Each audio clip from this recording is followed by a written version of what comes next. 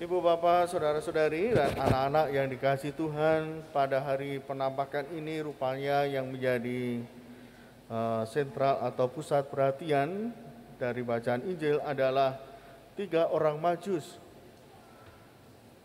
Memang di sana tidak disebutkan secara langsung 3 orang, tapi orang-orang Majus. Namun tradisi pada akhirnya menyebut 3 orang dan memberinya nama Melkior, Baltasar, dan Gaspar.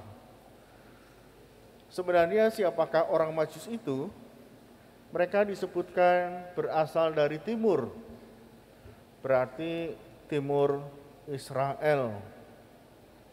Dan mengapa mereka tahu bahwa akan lahir seorang anak pada saat itu, dan itu adalah yang akan menjadi raja bagi bangsa Israel. Dari mana mereka tahu? Biasanya dikatakan bahwa mereka ini ahli perbintangan. Apakah betul mereka hanya ahli perbintangan? Tapi informasinya dari mana? Ibu bapak, saudara-saudari, rupanya Allah itu sudah menyusun sebuah rencana besar. Rupanya orang-orang Majus ini adalah orang-orang dari timur, yang dahulu bangsa Israel itu pernah dikalahkan, lalu rakyatnya dibawa ke pembuangan ke negara mereka, yaitu di Babilonia. Babilonia itu adalah Irak, tempat kerajaan Babilonia. Kalau zaman sekarang itu kurang lebih 85 km dari Baghdad, Irak. Jadi rupanya bangsa Israel sempat dibuang di sana cukup lama. Mereka menjadi orang-orang tawanan. Dan ketika masa pembuangan itu, di mana raja yang mengalahkan bangsa Israel adalah Nebukadnezar. Nebukadnezar pada waktu itu adalah raja yang mempunyai kekuasaan yang amat luas. Dia raja yang paling berkuasa pada waktu itu. Kerajaannya besar, negaranya juga makmur, tentaranya kuat. Nah, raja ini suatu saat dikisahkan dalam kitab suci mempunyai mimpi, dan mimpinya membuat dia gelisah. Lalu dipanggillah banyak orang pandai, ahli nujum, orang kasdim, dan lain sebagainya untuk menafsirkan mimpi itu. Dan rupanya semua tidak bisa. Yang pada akhirnya dipanggil dan bisa menafsirkan mimpi itu adalah Daniel, orang Israel. Daniel menafsirkan mimpi Raja Nebukadnezar. Dan pada akhirnya Raja puas bahwa mimpinya sudah dipahami. Nah, akhirnya Daniel memang mendapatkan tempat, dia dihormati dalam kerajaan itu. Dan dia dipakai Allah sebagai nabi. Nah, sebagai nabi, dia mewartakan apa yang menjadi kehendak Allah. Dan salah satunya adalah ramalan atau nubuat bahwa pada suatu saat akan lahir seorang anak, dan dia adalah raja yang akan memerintah bumi ini. Dan rupanya pengaruh Daniel itu cukup besar. Dia punya pengikut yang setia. Apa yang dikatakannya diikuti oleh kelompoknya.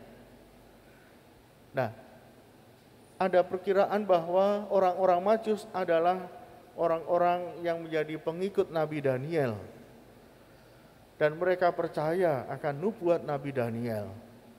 Maka mereka berusaha untuk mengetahui dan menyaksikan ramalan Daniel itu atau nubuatnya itu memang tergenapi, terwujud.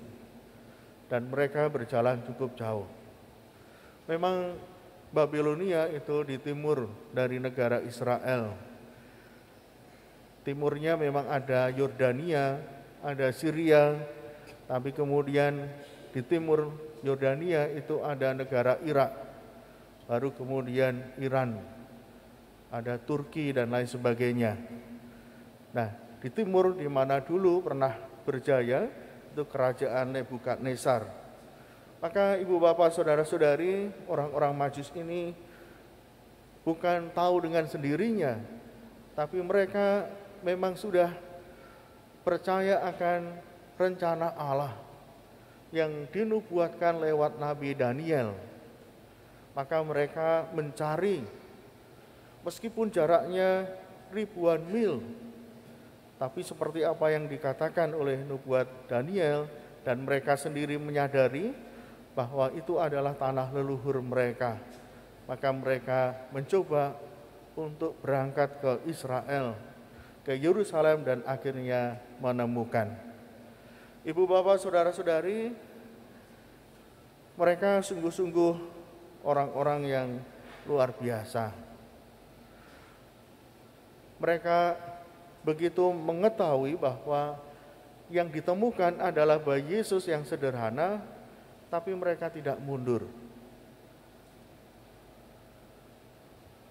Mereka tidak terjebak pada bayangan bahwa calon raja ini tinggal di istana atau di tempat yang mewah. Mereka menjumpai bayi Yesus di sebuah kandang. Dan mereka yakin itu, meskipun lahir di sebuah kandang, tetapi itu adalah anak Allah, calon raja besar. Mereka tidak tergoyahkan oleh bayangan-bayangan yang lain atau gambaran lain tentang anak seorang raja. Dan begitu mendapatkan petunjuk, mereka percaya dan mereka menyembah Dia. Mereka memberikan persembahan 3 macam, yaitu emas, dupa, dan mur. Emas adalah lambang kemuliaan, mur adalah lambang kematian, dan dupa adalah lambang doa kepada Allah yang diterima oleh Allah. Jadi ketika emas melambangkan bahwa yang lahir adalah raja, untuk menghormati raja, yang nantinya raja ini akan meninggal, tapi kematiannya akan diterima oleh Allah. Maka anak ini sungguh berkenan kepada Allah. Bapak, Ibu, saudara-saudari, perjalanan 3 raja menjadi simbol bagi gereja bahwa kehadiran Yesus ke dunia ini tidak hanya diterima oleh bangsa Israel, atau tidak hanya untuk bangsa Israel, tapi juga untuk bangsa-bangsa lain, untuk umat manusia di seluruh dunia. Maka pada hari raya ini, penampakan Tuhan, gereja juga mengimani bahwa Yesus adalah Raja semesta alam. Dan hal ini perlu diwartakan. Maka hari ini gereja juga memperingati sebagai Hari Anak Misioner. Mengapa anak-anak dipilih dan diberi tempat untuk hari raya ini misioner? Karena mulai dari anak-anak hendaknya kabar sukacita diwartakan ke seluruh penjuru dunia. Maka harapan gereja adalah bahwa gereja, Bapak Ibu, juga membantu bukan hanya orang dewasa, tapi anak-anak bisa menjadi duta kabar sukacita.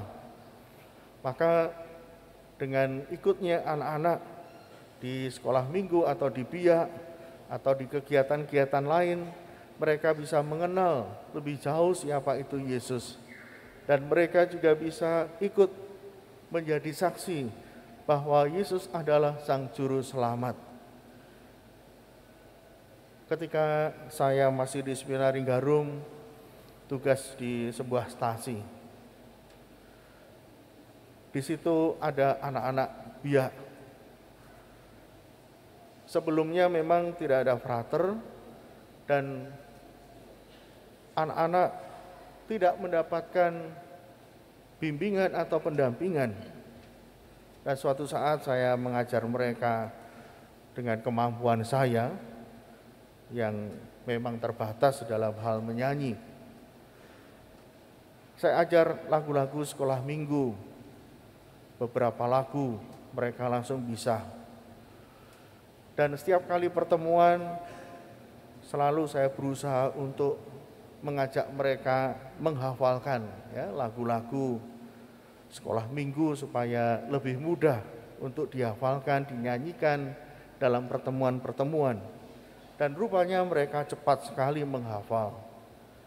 Dan anehnya mereka bernyanyi bukan hanya ketika acara biak atau sekolah minggu, tapi ketika mereka dimanapun mereka berjalan, mereka di rumah, mereka di sekolah, mereka juga menyanyi lagu itu. Saya sendiri pada awalnya sempat ragu, khawatir bagaimana anak-anak ini menyanyi lagu-lagu gereja, lagu-lagu rohani di mana-mana. Nanti tanggapan orang seperti apa? Tapi anak-anak ini nyanyi dengan sukacita. Dan itu membuat orang-orang yang mendengarnya juga sukacita. Itu yang menjadikan kekhawatiran saya menjadi kegembiraan. Bahwa anak pun ketika menjadi pewarta, mereka bisa membuat orang-orang di sekitarnya bersukacita, mengalami kegembiraan karena apa yang mereka lakukan.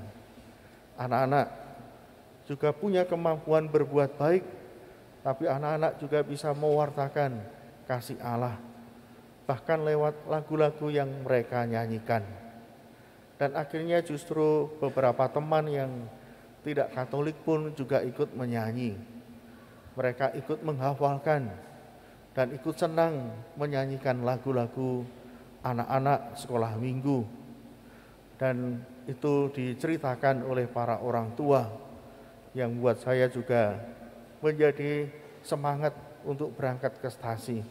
Karena ternyata anak-anak lebih baik dalam mewartakan kabar gembira. Saya pun kaget, saya juga bersyukur bahwa anak-anak ini luar biasa dipakai oleh Tuhan. Semoga kita pun juga tidak lepas selalu ingat bahwa kita diutus untuk membawa kabar gembira keselamatan kepada orang-orang di sekitar kita. Berkat Tuhan menyertai kita. Amin.